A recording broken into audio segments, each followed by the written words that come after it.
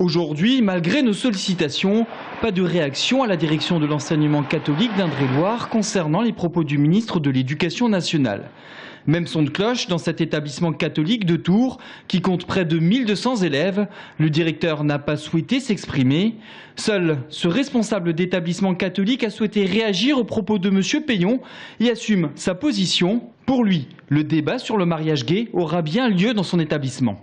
Lorsque nous avons notre secrétaire général nous dit qu'il faut organiser des débats, nous serons dans l'organisation des débats, mais des débats constructifs. Il n'y aura pas de prosélytisme, il n'y aura pas de volonté de mettre en opposition une partie de nos élèves contre une autre partie des élèves. On sera vraiment dans l'ouverture d'esprit suite à cette question.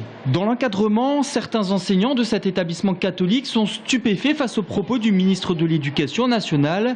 Pour eux, que ce soit dans un établissement scolaire catholique ou pas, la réflexion doit bien pouvoir avoir lieu.